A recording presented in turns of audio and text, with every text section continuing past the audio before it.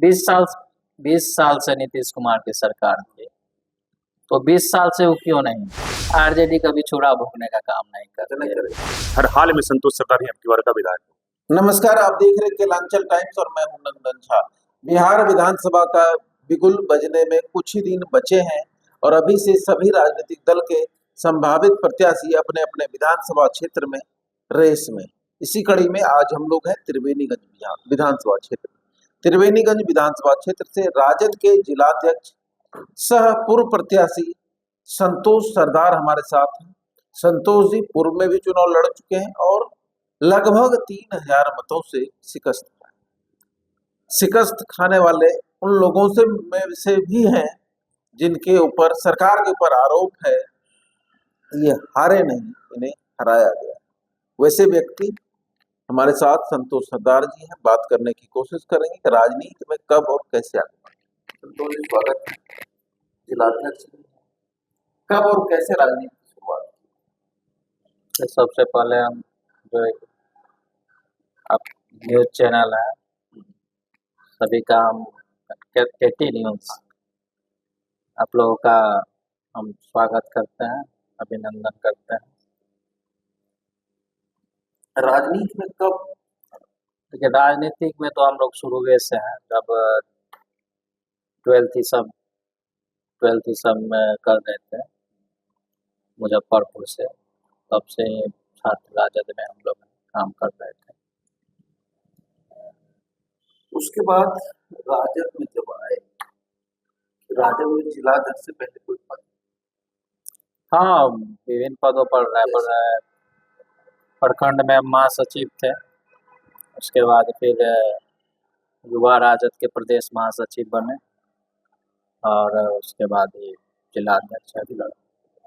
पिछले बार भी चुनाव लड़े थे, कैसे चुप रहे? कहीं तो चूक हुई, इसलिए हार हुई। और दूसरा है कि यहाँ जो जिला में एक आदमी का चलता है, प्रत्याशी को हराने के लिए वो हर शस्त्र शासन तंत्र का उपयोग करते हैं। हार की एक वजह ये भी है। फिर से आप प्रत्याशी की रेस में चल रहे हैं?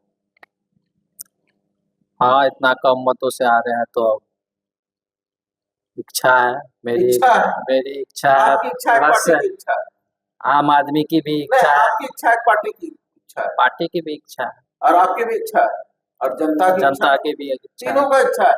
देखिए, संतोष जी कह रहे हैं मेरी तो इच्छा है ही चुनाव लड़ने की, पार्टी ने का भी इच्छा है कि ये लड़े और इस बार जीत कर आए और जनता भी इनको साथ दे रहे। क्षेत्र जा रहे हैं, लोग घूम रहे हैं। हाँ, हमेशा हम तो चुनाव हारने के बाद ही हम गाँव जा रहे हैं। लोग घूमते कि अंदर जा? नहीं, गाँव जा रहे हैं। आप जहाँ भी पता कर लीजिए, किसी बस्ती में चले जाइए जहाँ हमको लगता है सड़क भी नहीं जाती है, वहाँ भी चले जाइए, वहाँ भी आपको बताएगा यहाँ भी आते हैं। चुनाव हारने के बाद क्षेत्र में इतना घूम रहे हैं, जा रहे हैं, घर में पत्नी लड़ाई नहीं करती? पैसा पहले एक बार बर्बाद कर दिए, फिर पैसा बर्बाद कर रहे हैं। अब पैसा उसा का तो मान के चलिए, पैसा उसा का जहाँ तक बात है, तो हमको तो लगता है अडानी को भी हमेशा पैसा का रोना होता होगा। पैसा का दिक्कत तो सबको रहता है, कोई ऐसा नहीं है कि जिसको पैसा का। क्षेत्र जब जाते हैं क्या कहते हैं जनता? तो बस सिर्फ एक ही चीज कहती है कि आपको पिछले बार जबरदस्ती हराया गया। आप भी ये बात मानते हैं? मानने वाली बात है, जबरदस्ती हराया। क्या समस्या देखने को? हर जगह यहाँ तो बहुत सारी समस्या, एक समस्या हो तो बताया जाए। सड़क की समस्या है, पुल की समस्या है, शिक्षा की, स्वास्थ्य की। आप किसी भी गांव में चले जाइए, यहाँ प्राथमिक स्वास्थ्य केंद्र सब बहुत सारे गांव में है, एक पे भी आपको डॉक्टर नहीं मिलेगा, न भवन की स्थिति अच्छी है, लाइन का भी यहाँ मुद्दा है, और भ्रष्टाचार का भी विधानसभा में भ्रष्टाचार की बात मत बोलिए। एनडीए वाले लोग कहते हैं भ्रष्टाचार के प्रतीक है। जंगल राज के प्रतीक है। हाँ, वो तो कहेंगे ही। वो तो शुरू से कह रहा है कि जो गठबंधन के लोग हैं वो जंगल राज के प्रतीक है, लेकिन वही लोग जब उन लोगों के साथ चले जाते हैं तो दूध के धुले हो जाते हैं। आज बताइए, जितने भी कांग्रेस के बड़े नेता थे, चाहे पूरे इंडिया की बात कर रहे हैं, तो वो सब तो सब भ्रष्टाचारी थे, लेकिन धीरे धीरे जब सब एनडीए में चले गए सब साफ। तो सब गंगा से धुल गए। अगर पार्टी आपको मौका देती है, आप चुनाव में जाते हैं, चुनाव में आपकी पर्सनल क्या मुद्दे हैं पार्टी से इस तरह? मुद्दे तो जो यहाँ की समस्या है, जो यहाँ पे, हाँ, जो बोले सड़क, शिक्षा, स्वास्थ्य, प्लान, सड़क, शिक्षा, स्वास्थ्य, ये मेरा, है ही। हाँ, ये तो कॉमन मुद्दे हैं। भाई स्कूल में टीचर नहीं, हॉस्पिटल में डॉक्टर नहीं है, रोड नहीं, ये तो कॉमन मुद्दे हैं। इसके अलावा भी बहुत समस्या है, जैसे यहाँ पे मान के चलिए अनुमंडल है, अंचल है, यहाँ भी काफी भ्रष्टाचार, बिना पैसा का कोई काम नहीं होता। कुछ बड़ा सोचे हैं त्रिवेणीगंज के लिए? त्रिवेणीगंज के लिए अब बड़ा तो सोचे ही है ना। जैसे एक को बड़ा बात तो बताइए जनता। जो त्रिवेणीगंज में मान के जिस चीज की कमी है, हाँ। तो जो समस्या है, तो हम लोग उन समस्याओं पे काम करें। पहला, महिला आपको वोट देगी नहीं इस बार, बुजुर्ग आपको वोट देंगे नहीं, गरीब लोग जो गांव घर के वो वोट देंगे नहीं। कैसे आप कैसे नहीं देंगे? कल 10,000 रुपए खाते में ट्रांसफर हो गए, 125 यूनिट बिजली माफ हो गया, पेंशन बुजुर्ग को 400 से 1100। 20 साल से नीतीश कुमार की सरकार थी, तो 20 साल से वो क्यों नहीं दी? अब दे दिए ना। जब तेजस्वी जी घोषणा किए कि हम जब हमारी सरकार बनेगी तो 2500 रुपया प्रत्येक महिला को देंगे, पेंशन जो है 1500 रुपया किया जाएगा, बिजली 200 यूनिट फ्री की जाएगी, तो उसका ही लोग नकल करने का प्रयास किया, लेकिन अभी भी पीछे है। और ये निश्चित है कि अगर सरकार बनती है हम लोगों की, तो जो घोषणाएं हुई है वो पूरा किया जाएगा। बनेगी सरकार? हाँ, क्यों नहीं बनेगी सरकार? पिछले बार भी तो हम लोग की सरकार 5-7 सीट से हम लोग चुके थे। 5-7 सीट और आता तो गठबंधन की सरकार होती। और अब ये भी जानते होंगे कि गठबंधन और एनडीए में वोटों का अंतर मात्र 12,000 का था, ये तो आप जानते होंगे। बिल्कुल जानते हैं। तो ज्यादा का अंतर कहाँ? तो सरकार बना ले लोग। निश्चित रूप से इस बार सरकार, जैसे आपस में लड़ रहे हैं, कहता है 70 प्लस डिप्टी सीएम, एक कहता है 60 प्लस डिप्टी सीएम, आप लोग तो लड़ रहे हैं। देखिए, ये तो सब पार्टी में ही मुद्दा है। सब पार्टी चाहती है कि अधिक, क्या उस एनडीए में ये समस्या नहीं है? चिराग पासवान नहीं चाह रहे कि वो ज्यादा सीटों पर लड़े। मतलब मांझी भी तो चाह रहे कि हम ज्यादा से ज्यादा सीटों पर लड़े। तो हमारी पार्टी में भी सबकी इच्छा होती है कि हम ज्यादा से ज्यादा सीटों पर लड़े, लेकिन गठबंधन तो है, गठबंधन है। लास्ट में छुरा भोंका जाएगा। आरजेडी कभी छुरा भोंकने का काम नहीं करती। इस बार रहेगा गठबंधन रहेगा। त्रिवेणीगंज का विधायक, त्रिवेणीगंज का विधायक जनता जिसे चाहेगी। किसको चाहे? जो जनता के बीच में जाता है। सब जनता के बीच में। अब आप कैसे कह दिए सब जनता के बीच में? सब यही बात बोलता है, हम भी जनता के बीच, हम भी जनता के बीच। करने से नहीं हो जाता है। एनडीए या इंडिया? चलिए नाम नहीं बोले, एनडीए या इंडिया का होगा। इंडिया का होगा। संतोष सरदार होगा इस बार। मतलब फाइनल है? फाइनल है, जनता का विधायक होगा। अच्छा, बिहार का मुख्यमंत्री?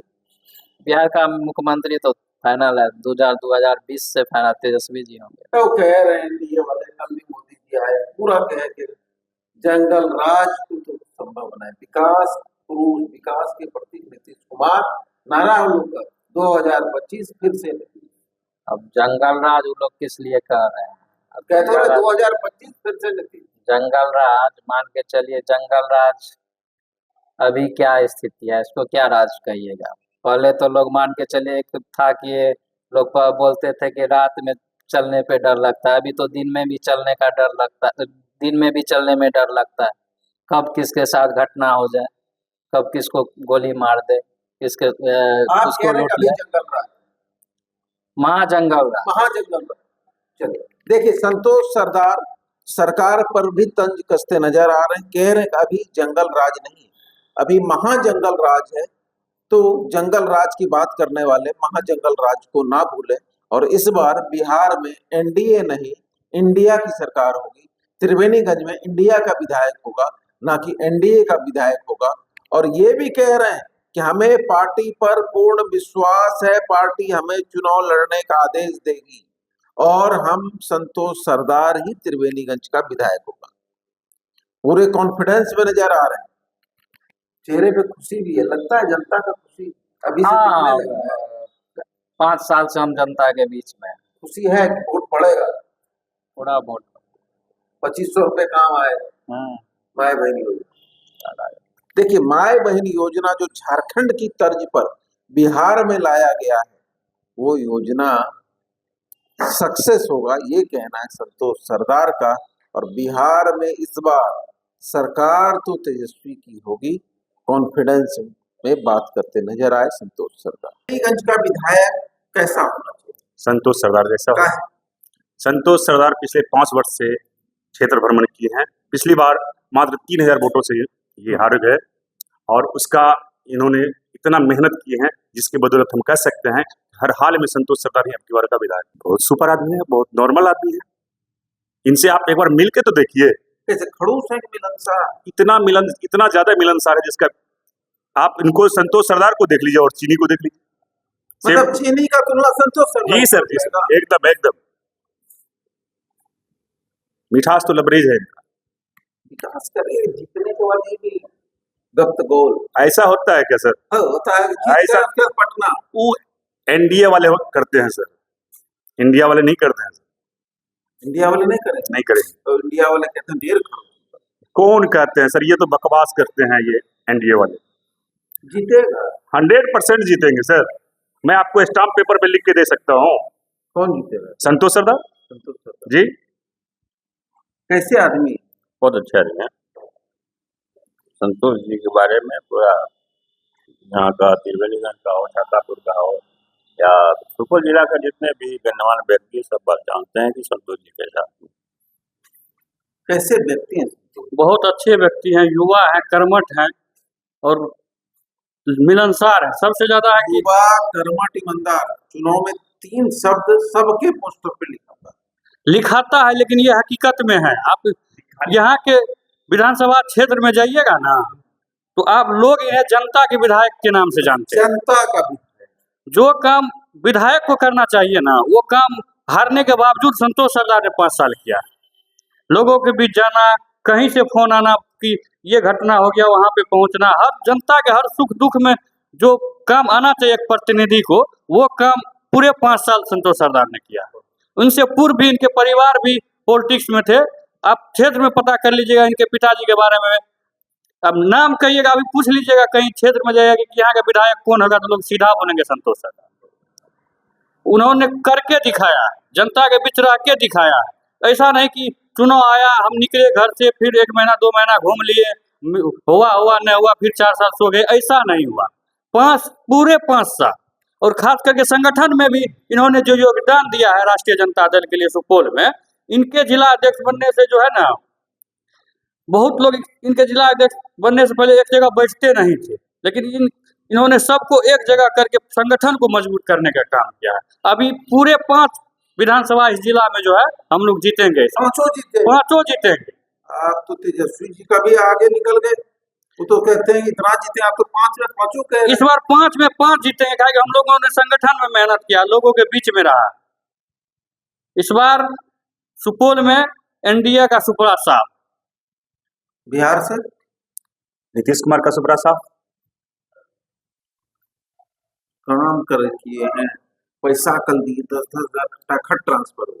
वो 10,000 अगर जब दिए हैं तो 500-500 रुपया और नाश्ता का पैकेट दे करके यहाँ से सवारी क्यों ले जा रहे हैं पूर्णिया से? आप जाके पता कर लीजिए बस अड्डा में। यहाँ से आदमी को 500-500 टका दिया, नाश्ता का पैकेट दिया, गाड़ी करके दिया, उसके बाद यहाँ से उठा के ले गया। आरोप लगा रहे हैं। हकीकत बता रहे हैं, आरोप नहीं, हकीकत बयां कर रहे हैं। अगर आप 10,000 से पब्लिक संतुष्ट हो जाती तो 500 आपको क्यों देना पड़ता? देखिए, इनके जो कार्यकर्ता हैं, इनके जो समर्थक हैं, उनमें खुशी है। संतोष सरदार एक ऐसा व्यक्ति है जिनका तुलना चीनी से है। चीनी जितना मीठा उतना ही मीठा संतोष सरदार है। संतोष सरदार व्यक्तित्व के धनी है।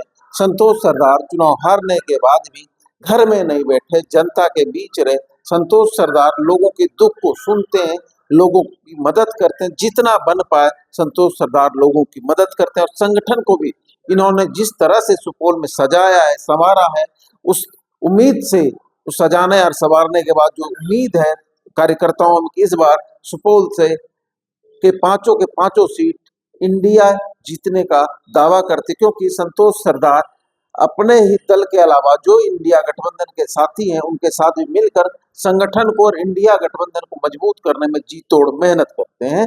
और इसी उम्मीद के साथ कह रहे हैं उनके कार्यकर्ता, इस बार एनडीए